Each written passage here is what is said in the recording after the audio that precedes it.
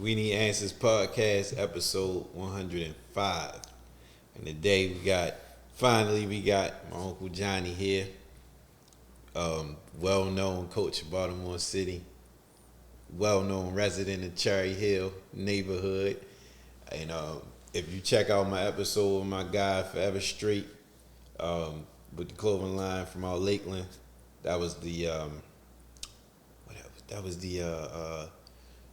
Hood to Hood series. Check that out. We talked about my Uncle Johnny on there, and quote, I'm gonna quote him, and he said he a legend, and everybody know Uncle Johnny a legend when it comes to this basketball thing and this Cherry Hill thing. So I've been wanting to get him on the show for some time now, and he told me he had me, and he hit me and say, "I'm ready, nephew," and we made it happen. So I want you to introduce yourself. Give us a little bit of your background. Tell us what's going on. Well, my name's Johnny Davis. I was born and raised in Cherry Hill. Got into coaching basketball. Actually, played all sports in Cherry Hill, from baseball, basketball, and football. And went to school in Cherry Hill. Also went to community college in Baltimore. Took up recreation leadership because I kind of fell in love with recreation, and it all tied into the sports. Born and raised in Cherry Hill, mother and father. Father worked 2 jobs, so that's how I got the work ethic. One sister and 4 brothers, and the brothers taught me a lot of discipline, and they also got me into sports at a very young age. Right. Okay. And your brothers, I know when we talked, you said your brothers. So you said Larry was the basketball, Right. Danny was baseball, or was it Yes. Leroy? No, Danny played baseball. Yeah, basically baseball also, and basketball Okay. also. Okay. And you said he was real nice with the baseball. Real nice with Real baseball. nice with baseball. And Leroy. Leroy was real nice with the baseball. He actually was he liked to play the back catch, so Okay. that was his thing. So he probably could have played professional baseball. Right. Okay. Yeah. And And Larry was real good with the basketball. And Thelma was the second mother. Second mom right there. So brief for everybody that's listening and watching. Thelma is my grandmother, my father's mother, which is Uncle Johnny's sister, my grandmother. And then when we talk, we probably gonna mention Larry a lot. Larry Davis, his brother. That's Larry, my cousin, Huey Brand Larry. Larry that was on the Hood to Hood series as well. Check that out. That's his grandfather. So there's a lot of family history in here. So take me back to, so you was coming up in the 60s, right? Right. So paint the picture of Cherry Hill and Baltimore in the 60s. What did it look like for you back then? Back in the 60s, during that time, there was a lot of drugs and a lot of crime, but there was also close-knit families in that neighborhood. And you also had great teachers that kind of guided you through. So in my case, I actually got a feel for both things. I was running around with some pretty rough guys during the time. But I think what basically saved me was my family support. I mean, in Cherry Hill during that time, you had guys that were raised with 2 parents, and I was fortunate enough to be raised by a mother and father. And my father was strong. He was a strong individual where I had 1 foot on the bad side, 1 foot on the good side. Right. So he kind of stayed on me a lot, and so did my brothers also. So I was able to survive the drugs and the crime, and pretty much be pretty successful in Cherry Hill, and kind of help some of the guys that I used to run with also. Right. Okay. So what was your childhood like? I know the rec center was like the home base for you. Right. For a long period of time. So what was that like? And then what was the household? I know you mentioned the parents and everything. So having a bunch of siblings, how was that also? Right. Well, basically, for me, by me being the youngest, my brothers kind of set the tone. Okay. My older brother was more preppy type. Okay. Okay, he was basically like, he wore the penny loafers, did a lot of partying. Okay. was very successful. Matter of fact, he was, I think at 19, once he graduated, he worked for Monumental Life Insurance, which was unheard of at that time. Okay. A young black guy. Now, my sister was very, very strong. She had a lot of young ladies that that were her friends. Some of them got hooked into guys that were, big time dealers, but she was able to navigate, stay strong because of my father and mother. So she was very successful, and she worked for housing for a long time. She kind of, she was like the second mom. When my mom wasn't there, she always cooked and made sure everybody, ate at the same time, and always cooked a lot for us, and like a second mom. Right. And very influential in my success also. Okay. Yes, very, and education was very strong, and with her. Okay. She passed it down also. Yeah. Now with brother Larry, Larry, a whole different story right there. Larry got into a whole lot Right. at a very young age, and I think me and Larry we were very tight. We slept together also, so I kind of followed his footsteps a lot. Some of the bad stuff he did and some of the good things that he did also. He actually he graduated from school and he got a good job with Baltimore Gas and Electric, and then he got married at a young age. So I kind of patted myself after him, but he didn't take a whole lot of stuff off the guys in the streets. So, so he had a tough crowd that he ran with. Okay. I know when we was talking the last time, and I like I said, I asked everybody about their most memorable events coming up, like in that era and around that time, like painting a picture. And I used the example as the Martin Luther King riots with I actually re-put that episode out last week, so it was like a throwback. But I know you talked and you said it was a death that happened in your neighborhood. Right. Well, it was a guy that was very close to my brother Larry, and his name was Anthony Robinson. And he was like, he was at our house a lot, more or less like a brother. So I remember him getting killed. We were all at the shopping center that night, and I think somebody had gotten robbed. And the guys that I was running with, we actually left the shopping center at the time. So later on, we found out that Anthony had gotten shot. And when he got shot, he was actually trying to break up a fight. Right. And so he got shot by accident. But that actually kind of turned me around, kind of put me on the straight and narrow as far as the crime and the guns and things of that nature. Because that kind of stuck with me for a long time, and I still think about Anthony today because he was very, very, very nice guy. Right. And he was like a brother to me also. So that kind of straightened me out a little also. So it was woke you up a little bit. Yeah, it woke me up. I know you said you was going to high school when that happened. How old was he? Well, Anthony might have been, he was just a couple years older than me, so if I was in high school, I'm going to say I'm maybe about 16 or 17, so Anthony was maybe 19 or 20. Okay. And he went to Forest Park, but he was very, very well liked in the neighborhood. So it didn't take too much stuff either. So. And the guys who did it was from the neighborhood too? Yeah, it was older guy. And some younger guys had robbed him, so he came back to get at the guys, and Anthony trying to, break it up. And the other guy just was hot, period. Right, and he just hot, right. Yeah. And ended up killing him by accident. That's crazy. Right. So I know today I had a couple people from Cherry Hill in South Baltimore on the show, and we always talk. It always come up how Cherry Hill is like a big family. Like everybody know everybody down there, whether it's top or bottom. Everybody familiar with everybody. Right. So in South Baltimore too, I guess it's kind of because it's like I always say it's like an island. Cherry Hill is like an island. It's by the water and it's away from the rest of the city and all that. Exactly. What would you say back in that era, in that time? It was a close knit, like everybody knew everybody type thing back then. Because like I said, I know it's top and bottom and all that. Right. During that time, 60s and the 70s, basically everybody in Cherry Hill was more tight knit. I mean, you knew somebody either you knew their uncle Yeah. or their brother Right. or their sister. Yeah.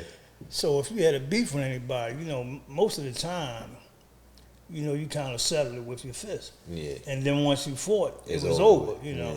So people kind of like in the neighborhoods and the communities kind of looked out for each other. Mm-hmm. Because like I said, everybody knew each other. Sure, it was a real small community. Right.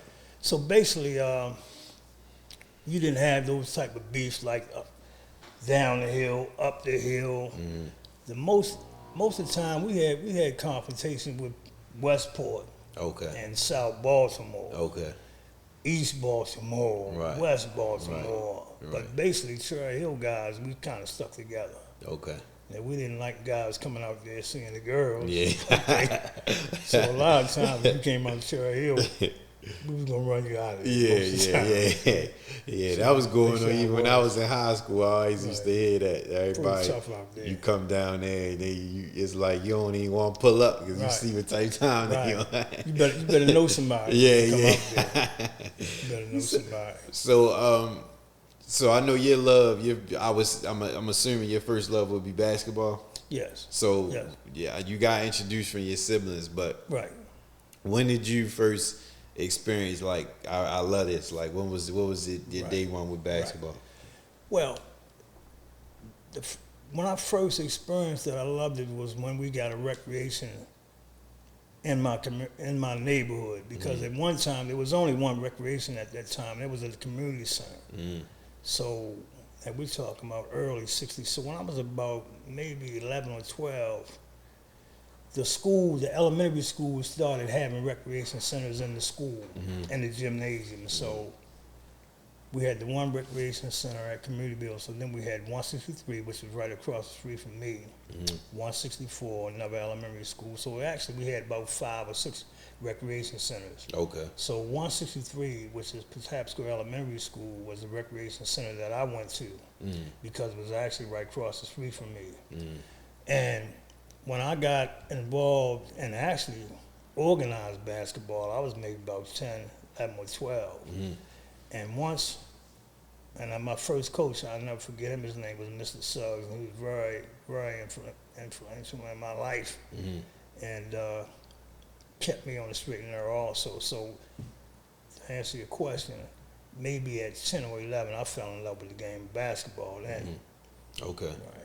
And so you started playing for the leagues around in the neighborhood? Right. So during that time, you had, like I said, you had about 5 or 6 recreation centers.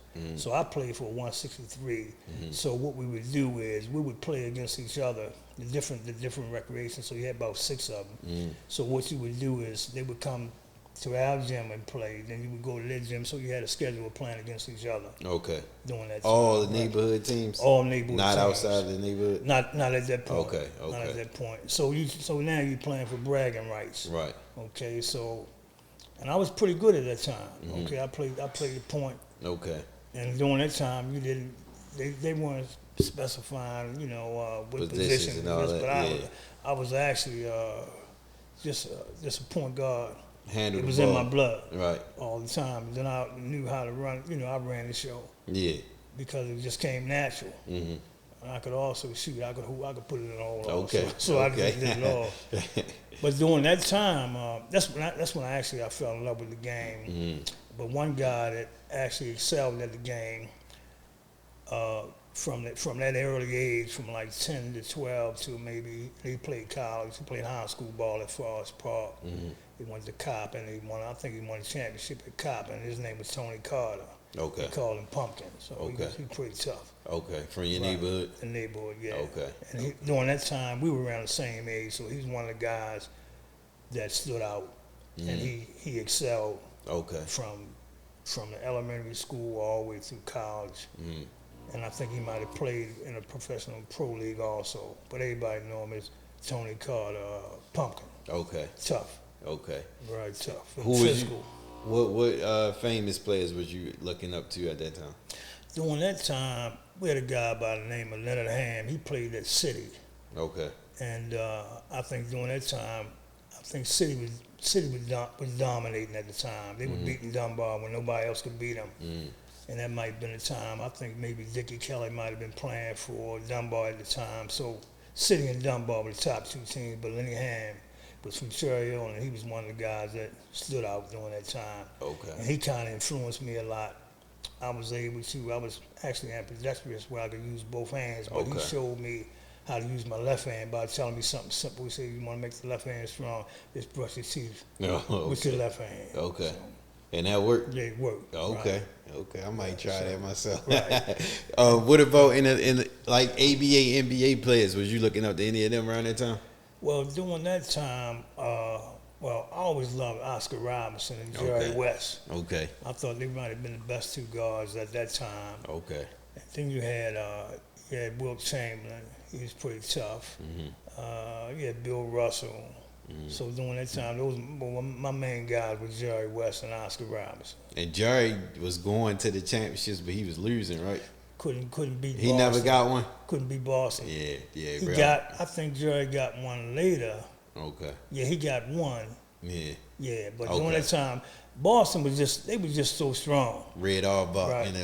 Red Auerbach. They were so strong. And I was always with the underdog. So Jerry West was my favorite during that time. But they with the Lakers? He was with the Lakers? Okay. And then with him you had Elgin Baylor.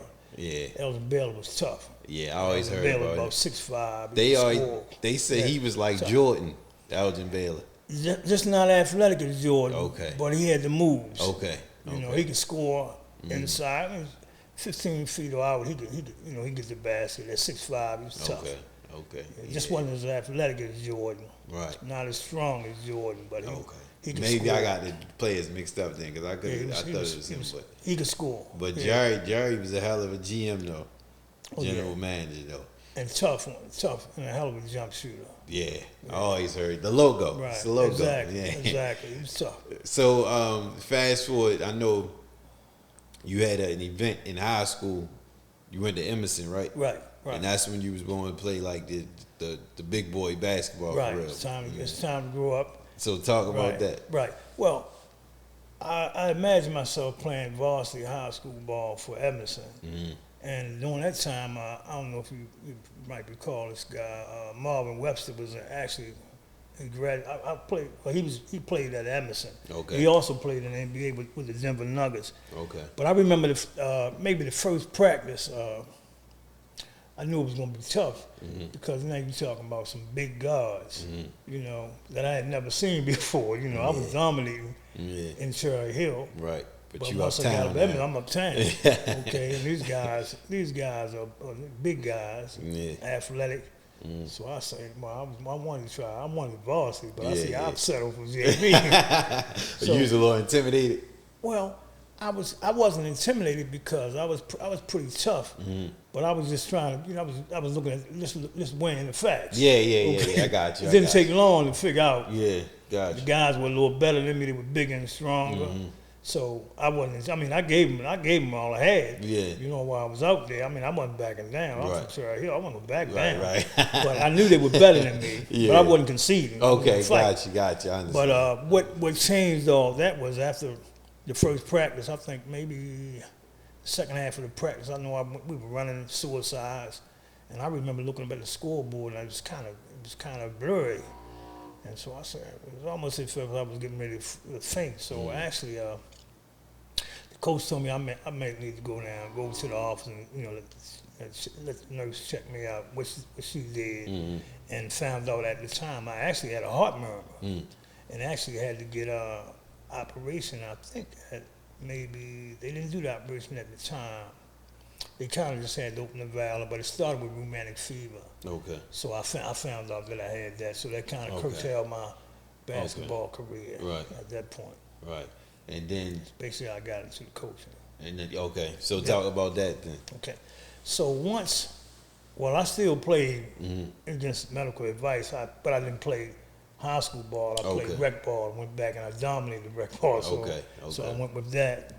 So it seemed like most of the recreation leaders that worked at 163, where I was perhaps with Recreation Center, I kind of took a liking to them, and they told me, and I wanted to be a recreation leader, so they said, well, you're going to need to go back to school, and so I went to CCB. So at the time, I knew I wasn't going to be able to play. So I was maybe about 18 or 19. So the next best thing for me was to be a coach. Because like I said, it was in my heart. I loved the game. And I kind of had, I had the discipline to be a coach, and I was strong enough to be a coach. And I knew I could show guys how to get better. Because I always went to a lot of basketball games myself and went to camps and watched the coaches and watched the players. So, I had a good feel for coaching even at 18 or 19. Okay. Usually point guards do. They used to be the best coaches. Yeah. So I had a good idea how to teach the game. Okay. And then well, I guess you can tell the rest of the story about how you ended up becoming an official coach. You was at the rec, and then you how did you end up saying? By being at the recreation center and getting to know a lot of people in the community, and a lot of times I was assistant coach for a while. When the leaders were coaching the team, so I was basically assistant coach, but I kind of had more of a feel for the game than the director of the center. Okay. So it kind of pushed me into that position, So I took on the younger guys first. I started coaching the 9 and under team. Keith Goody was one of the guys on that team. Keith Harmon, Robert Scipio, a lot of guys that played high school ball that were under my tutors at the time. So. Okay. And then we kind of grew together. Right. Okay. So you coached from what year to what year? You started? Man, I started.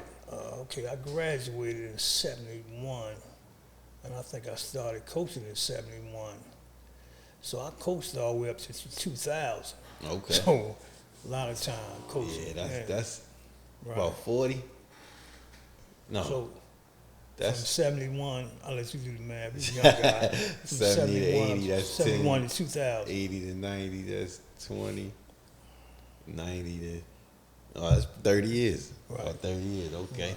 So who was some of the guys that you got your hands on? Like, I know it was a lot of talent coming out your way. Right. And there was a lot of talent in the city coming up all them years. So who were some guys you ended up coaching? Right.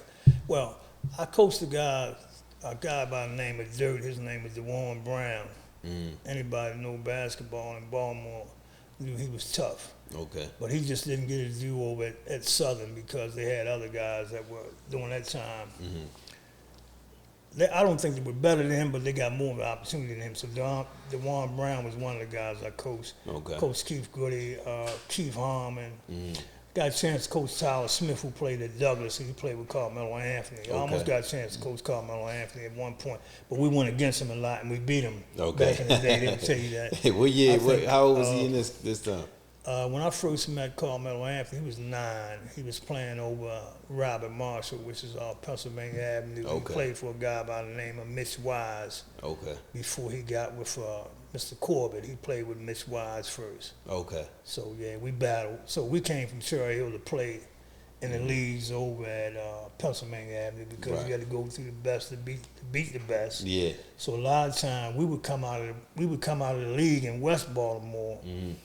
And we would beat the West Baltimore teams. So when it's time to go east, to go up lake for the big games, everybody looking for Bentlow to represent West or Robert Marshall to represent West. Okay. But a lot of time we represented because we won the leagues. Right. Okay. Okay. That's tight. That's what's up. Right. So having under them, I asked you the last time we talked, you had it's always the experience. Now, I interviewed Coach Smiley too from Dunbar, and I asked him the same thing. Right. Is it any people that you had that you coached that might have fell victim to the streets, whether not like the worst consequence, but just they left love of the game and chose to do other stuff that you like. If he would have stayed, he could have been something type. Right. I remember a guy we used to call him Lil Wayne, left-handed kid. Built like Kenny Anderson. Okay. Came out of New York, one of those type of guys that was real tough, and plus he was left-handed. So Wayne could have played professional ball. He was that tough. He was a small frame guy, but he had a lot of heart, and he knew how to play the game. He was one of those guys. He had the handles. He could shoot the jumper. He could go to the rack, and he was tough on defense. And he was a born leader. But he fell victim to the streets. I remember when I started working in recreation center, working in recreation. When I came back, and I saw him, he was in the street. He was full-fledged. And it really wasn't nothing you could do to get him back. So I think he was probably the best case that I could think of that was actually could have made it. Right. But it turned into a disaster because it fell victim to the crime and the drugs. But Wayne was tough. He was tough. Yeah. Well, did he go to high school? I don't even think Wayne probably started over at Southern, but he didn't finish. Okay. Yeah, he didn't finish. I think he got into the drugs, so I think he probably got locked up in it. Right. He tried, but it just wasn't there anymore. So I think Wayne might have been the most case that I can think of where he could actually play. I knew he could play college ball. He could play professional ball also. He was just that tough. He was that good. What year was this when you had him? This was back in, I'm going to say, this is probably in the 90s. Okay. Probably like 94, 95. Okay. But he was tough. I mean, everybody, they had much respect for him. Even Coach Wise at Robin Marshall had a lot of respect for him. Bucky Lee had respect for him. Bucky Lee coached over his Baltimore. Okay. They had respect for Wayne. He was tough. Where they tried to steal him from me, but they couldn't get him. Because he was from the area, right? Right. And at that time, if you were from Cherry Hill, you played with Cherry Hill. Yeah. East Baltimore State, East Baltimore, West played with West. Right, okay. It's more today or later in the game, a lot of people just went everywhere? Yeah. Okay. But you rep from your community, and that's how you got respect. Right. Yeah. So in your journey of coaching, through those years, whatever teams did you coach, or what was it? What was your journey like besides the rec? Right. Did you go? You went other places, right? Actually, when my youngest son Terrell, when Terrell was pretty tough. So when Terrell was born, I actually had stopped coaching when I lost my oldest son. My oldest son was murdered in 2000. Actually, I was in a tournament in Philly when my oldest son was murdered. At that time, Terrell was probably 2 years old. Okay. So at maybe 4 or 5, I think if you remember the little basketball goals that you can adjust them. Yeah. So during that time, and I actually made him left-handed also. I put the ball in his left hand a lot. So I found out that he liked to shoot that ball, and he loved dribbling the ball also at the time. So I kept working with him, even though I think at that time I had stopped coaching. So I wanted to put him during that time, I guess the best basketball program during that time was probably Bentlow. First, actually Bentlow as well as, I want to say Chick Webb, because Mitch Wise had left Pennsylvania Avenue and went over to Chick Webb, which is over the east side. Right. But Bentlow had the best program at the time. I knew it because I had coached against Coach Herman, so I knew he was pretty good. But he wasn't taking kids until they were 5. No, he was taking kids at 6, and Terrell was 5. So at the time, Mitch Wise was over at Chick Webb, and he told me to bring Terrell over. So I said, I'm only going to have him over here for 1 year. Yeah. I'm going to take him over to Coach Herman at Bentlow. Okay. So that's what we did. Okay. And at the time, Mr. Wise tried to get me to coach then, but I didn't coach. I told him I had enough of it. I just wanted to watch my son play. Yeah. So when I got over Bentlow, to answer your question, when I took him over to Bentlow, they had the summer league, which was BNBL, which everybody knows about BNBL. So Coach Herman kind of tricked me into coaching the BNBL team. So I ended up back again coaching, and I coached my son's team. I think it was 7 and under. And he was talented, but back in the day when I was coaching, I think the youngest BNBL teams were 9. So they went. You had them at 7, and this was the most talented team. This 7 and under team was probably more talented than a lot of 9 and under teams. Okay. We used to go over to Chick Webb and play on Saturdays, and the gym would be jam packed. And the guys, everybody just want to see. The Bentlow team, they were tough. We were pretty tough. Right. At 7. Okay. They were 7 under. So I think I had 2 left-handed guards. I forgot the other kid. I know Terrell was left-handed. We had a kid, Sterling was left-handed. He was from, I think he lived in Owens Mills, but he went hooked up with the Bentlow program. Was people was coming up from all over. Yeah, was coming to Bentlow. Gym jam packed. Yeah. And you gonna get the best competition in there. Right. So yeah, we were pretty tough. Okay. Yeah, we had the whole, and during that time, if you got you talking about 12 kids on a 700 team, all 12 could play. Mm-hmm. That's how tough we were. Right. So you know we That's won serious. everything. Yeah, that's Coach it. Herman got me back into it, and so then I ended up help coach some of the BNBL teams. So they got me back into it. So that's how I got involved with that. Okay.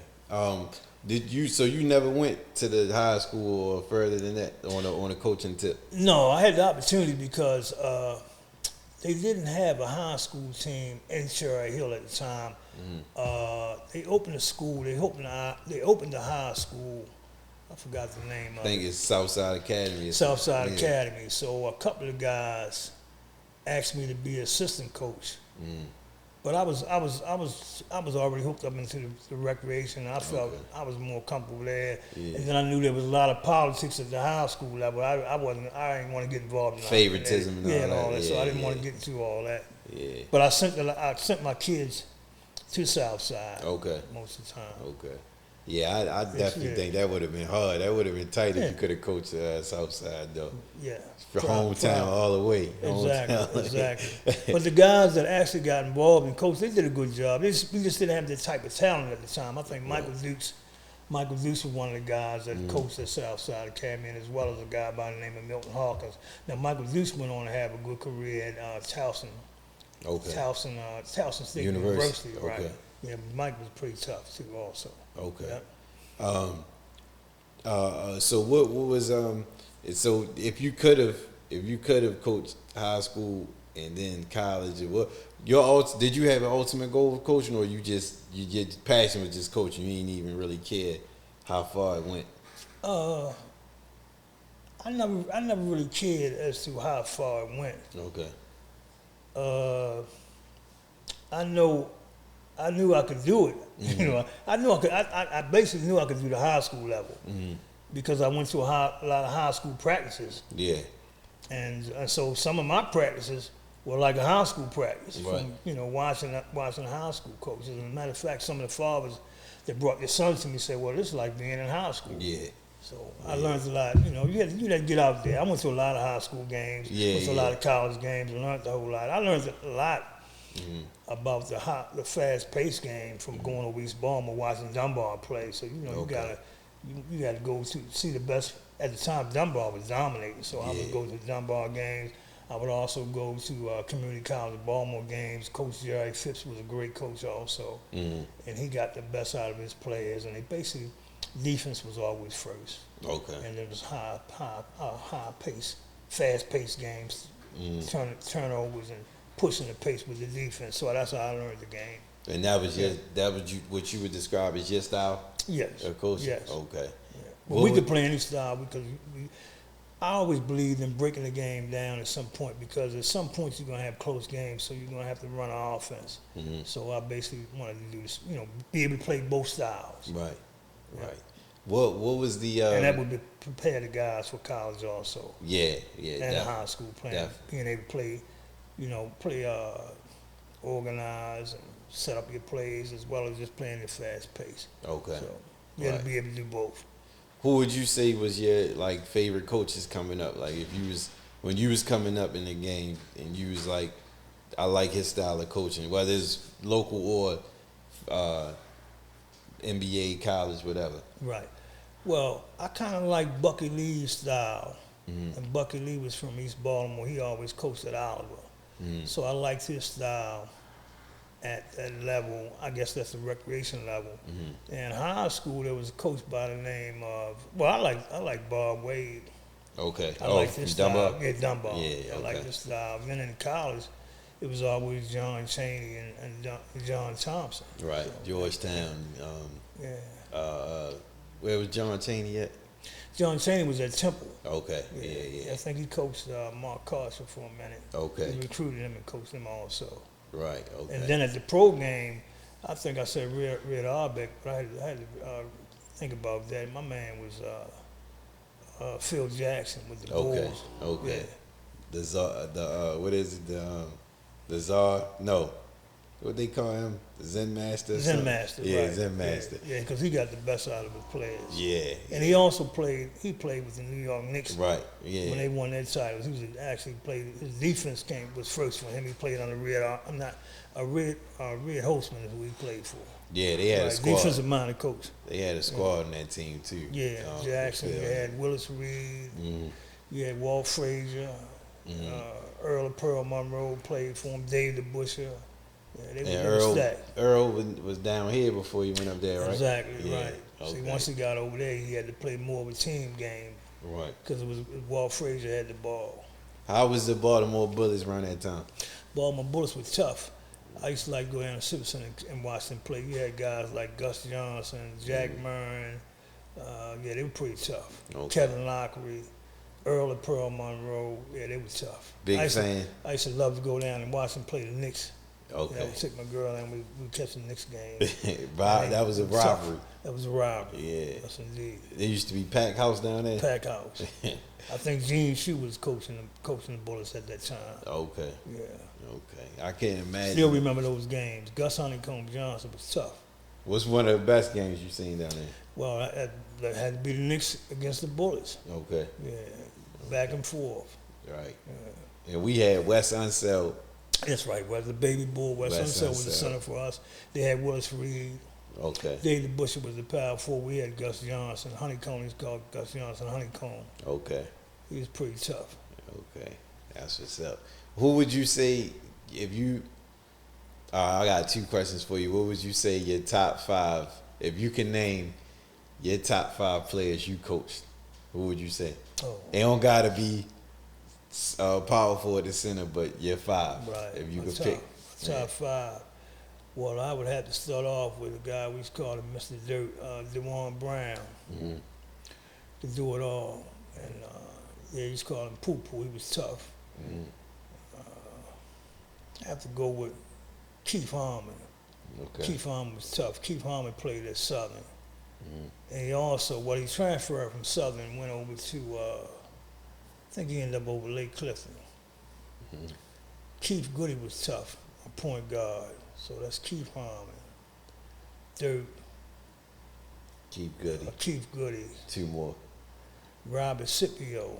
Okay. He played over Southern also. He was in the backcourt with Keith Harmon. Mm-hmm. So that's four, right? Mm-hmm. One more. Okay, this one right here is going to be tough, but I would have to go with a guy by the name of Kurt, left-handed also. Kurt was tough also. Okay. Right, so that's my five right there. Oh, Cherry Hill. All Cherry Hill. Okay. Cherry Hill 5. Oh, I got to go with 6 then. Your Lil 6 Wayne. man. Lil Wayne. Okay, the Yeah, one I you almost talking got about. Lil Wayne, Okay, right. Wayne. Okay, Right. gotcha. All right, your 5 from the city. Best 5 players come out of Baltimore. I got to start off with Skip Wise. Okay. Not Asian Dandy. What's my boy name? I'm thinking about him right now. He played with Chicago. I called him out the last time. I have to come back soon. Went to He was Maryland? Tough. No, he actually, what did he do? He went to USC. But he went to Cardinal Gibbons. Okay. He went to Cardinal Gibbons. I don't know why I can't join And a you blank said he on it played right for now. the Bulls? Yeah, he played for the Bulls when he came out of college. He played with the Bulls. I'm looking at him right now. Anyway, I'll go with Carmelo Anthony, Mm-hmm. Skip Wise, Sam Cassell, Okay. Ernie Graham, Okay. and who would be my next man? Wow. Why don't you want to blank over this? Okay, what's the guy's name that played for the Spurs? He was pretty Rudy Gay. Okay, Gay was yeah, tough. Rudy Gay. He was tough. better. I think he was better in high school. Yeah, right? he was Right. tough. In college too. Right. Connecticut. Right. Or UConn. UConn. Yeah, he was at UConn. Exactly. That's right. I want to know who you talking about went to play for the Bulls. I can't. What year was this? That was that was in the 80s. Okay. He was all everything in Cardinal Gibbons. I don't know why I'm drawing a blank on this guy. It'll come to you. What's this boy's name? And as a matter of fact, he played for Cherry Hills on 1800 team one year, and yeah, he was good. I don't know why I'm drawing a blank on him, but he was probably tough. come to you. As a matter of fact, I think him and Skip Wild were probably my best Okay. two guards coming out of Baltimore. Everybody say Skip Wise. What was so good about Skip Wise? Skip Wise was tough. He was a big 6'3" guard, combo guard. He could handle the ball. He could get to the basket at ease, and he was just smooth. Everything he did, he wasn't sweating, but he was tough, and he was actually a good defensive ball player also. Okay. So yeah. And Skip could do it all. I mean, he was all AC. He was a freshman. He was all ACC as a freshman. Okay. So that's saying something. Yeah. That's what we talking about as a freshman, all ACC. Right. Yeah, that's serious. And the best thing about him was that he was a combo guard. He could handle the ball like a point guard. He was smooth. He wasn't going to steal the ball from him. And he could score. Okay. The big thing, he could score. Right. Actually, one of the better high school games I saw was the year that Dunbar snapped the Mathers record. I think the Mathers won 69 straight games till they came to Baltimore. And they came to Baltimore with 12 high school All-Americans. Skip Wise, what was the left-handed? Duke Richardson, and the big center Larry Gibson, Timmy Green, Donnie Joy. Knocked them off. Okay. And they beat. I think we beat them by double digits. They were number one. So that was the game winning squad. streak. That's the squad Skip was with. That's all the squad people he you was named. with. Okay. Right. Yeah. Okay. And they took off. So that Dunbar team always been legendary. Right. And they had a legendary coach. Sugar King is one of the better coaches. Okay. Yeah. Okay. That's what's up. What would you say around that era, coming up in the 70s, 80s, and all that? Like you said, it was a lot of drugs, a lot of violence around that time, and it is today. Right. And it's been through your career in the era of Baltimore, always been. What would you say was the biggest thing to keep people focused on basketball, sports, or doing the right thing versus the outside? Like today, you know, you got social media that'll make people be like, oh, I ain't gonna do this because this was going on. Right. I could do this all day, all that. What would you say is the biggest thing that would have kept somebody away from doing like the right thing? Well, first of all, the guys had to have somebody in your neighborhood that was a strong mentor. For instance, over at, on the east side, you had Mr. Howard over there that. He was strong he was a strong mentor, and he kept a hand on those guys. So you had to have somebody that the guys respect to keep you focused. Okay. Because there's so many temptations, with the drugs and the girls and all the cars, the fancy cars and all that going on. So you had to have a focus, but you had to have somebody that would stay on you. Right. That you didn't want to let them down, and you knew if you did something wrong, they were going to be on your butt. So you had to have a strong support system that was in place, and that's what saved a lot of guys. But the guys that fell prey to the drugs and the crime were guys that didn't have that type of focus. They came out. They didn't have a strong male in their presence. Or somebody that cared enough about them to keep them away from it. So you had to have a strong support system. Right. Okay. And what was what would you say was your toughest competition, or some competition that you remember that you went up against during your time? Okay, that's kind of easy because it was always it was basically Mount Royal during the time. Okay. Because they had Carmelo Anthony. Okay. And Carmelo Anthony one summer, he grew from maybe 6'2" to about 6'5" or 6'6" over a summer. Right. So we used to beat them all of the time, and I mean double digits. But when he jumped from that height, yeah, and he got the confidence, he took off. What was his game like? The whole program took off. Well, he had that first step. He had the jab step. He's the best jab I've ever seen. Okay. It was quick. Right. and he give you the jab, and then he give you the move, and then he gone. Mm-hmm. So he could actually score from anywhere on the floor. Right. He had good handles, Mm-hmm. and he had a hell of a jump shot. Yeah. And then the main thing about him was that he had a lot of confidence. Mm-hmm. Once he saw that he was the man, it wasn't no stopping him. Okay. He just took off from Right. there. Right. He Well, could have no- played. I know he played. He could have played varsity probably his first year. He I think they played. put him on JV, but he JV. could have played varsity his first year at Towson Catholic. Okay. Yeah, he could do it all. And he was the best period around that Yeah, time. he stood out. Yeah, He was the man. wasn't even close at the time. Right. Yeah, wasn't He even really close. took over. He Because took I over, remember, yeah.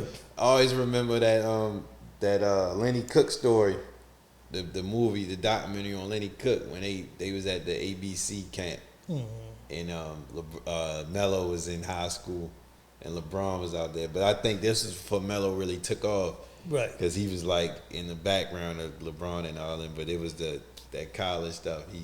After that, he took all the way off. I know. Right. I remember and that. And he knew he was better than everybody, and so a lot of times it's the confidence and mentality that he came with that nobody could stop him. Right. You Yeah. know, and, yeah. Melo definitely the one. He definitely the one. Right. What would you say? Would you ever step back in the coaching field ever?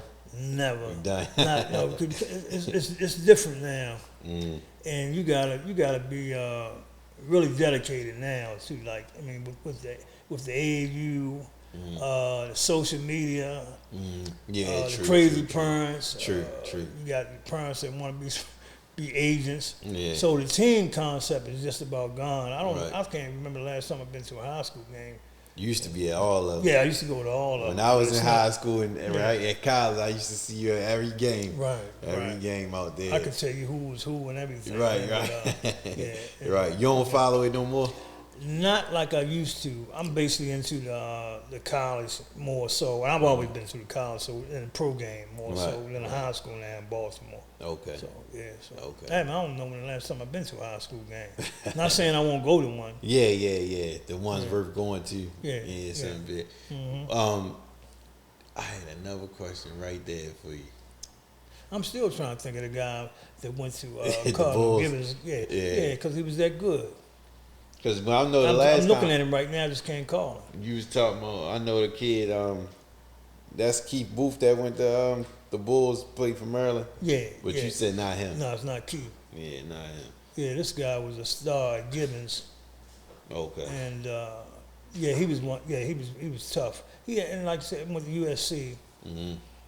And he was actually close with one of the ball players, one of the baseball players that played with the Yankees, Reggie Jackson. I know you heard his name. Yeah, before. Yeah, he kind of Reggie Jackson was in San Francisco at the time, and this Quentin Daly. Come on, there you go, Quentin Daly. Right. Okay. I So feel like they I must heard be- that name. Yeah, Quentin Daly. Was And he tough. from here? Yeah, from Baltimore. Okay. So they're my two first. I would go with him and Skip Wise. Okay. And that's just my two picks at the time. So He was that good.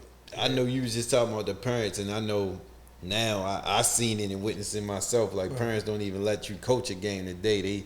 They get on your back if you don't put your son in the game and blah blah blah. Did you ever have to go through any of that? Right. See, when I was coaching in church, I never had to go through that because the people in the community kind of knew me and they respect me. They say, well, look, we just give him out, give him the son and let him do what he has to do. So they had a lot of confidence in me. So and I kind of steered them the right way. Mm-hmm. And then it's also it's not just the coaching.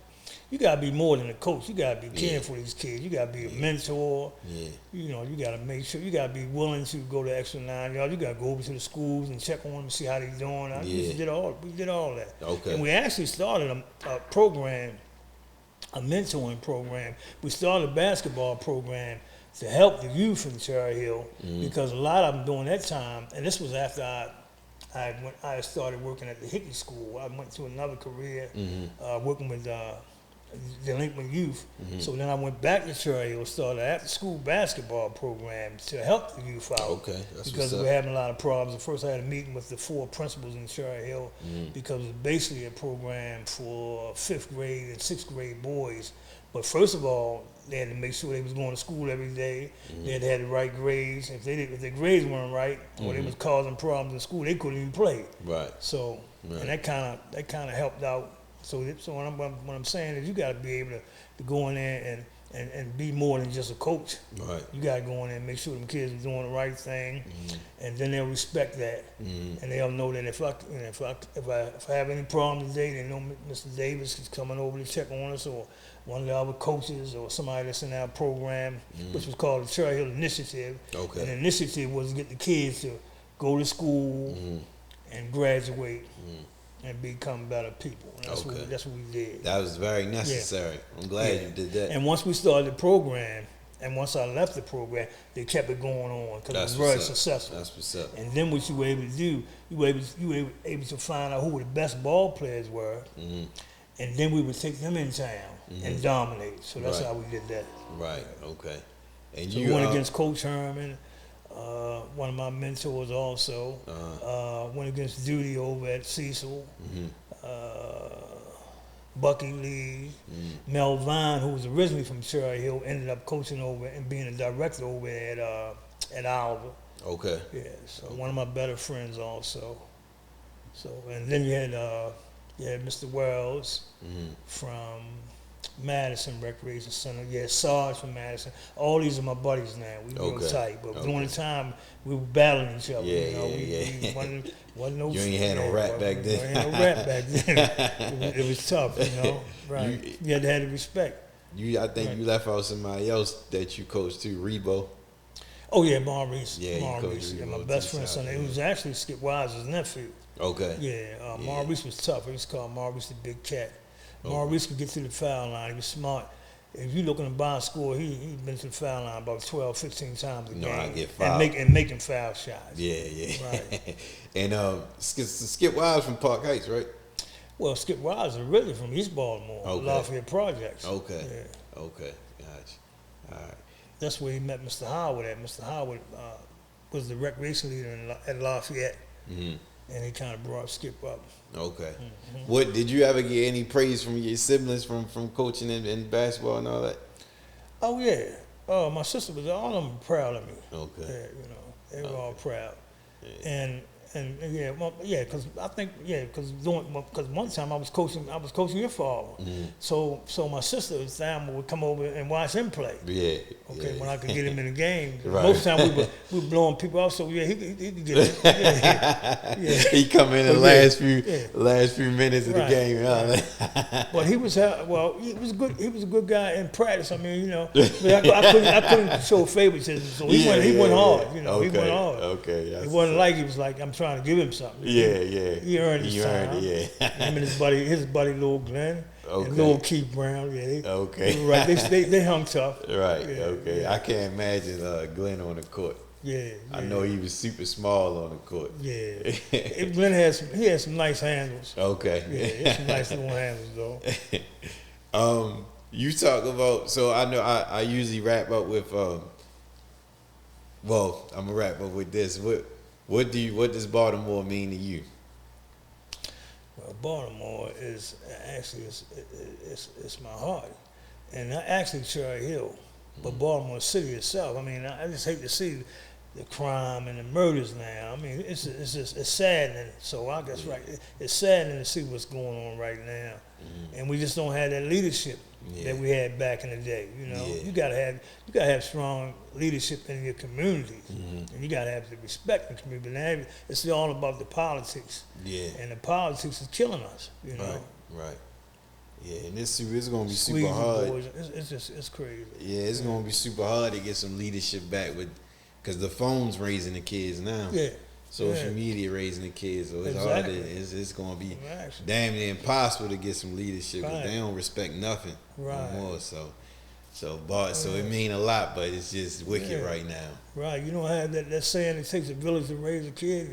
That's what you need. Yeah, you gotta be more involved, more hands on. Right. How you feel about the state of basketball right now? The state of basketball. The social media, I think, and it's kind of the team concept, I don't see this. I'll speak about the team. I don't see it's more individual stuff going on in basketball now than what it was before, and the emphasis is not on winning. Right. It's on how many points can I score today. How can I get myself, and how can I be the top dog today? How can I get how can I get a scholarship? But I mean, the team concept is gone. It's more individual now. Yeah. Yeah, But it's a lot. But it's self. still a lot. It's a lot of talent. Yeah, yeah, It's a lot of talent. for sure.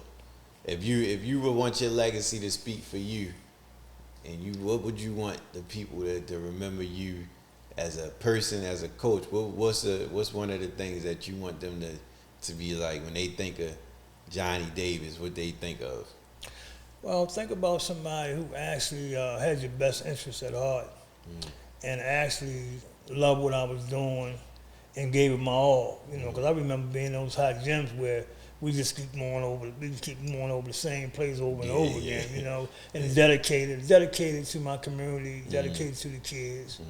Yeah. Okay, that's well said. I definitely, like I said in the beginning, I definitely think you got that, because anytime your name come up, and he go, "Oh, that's your uncle.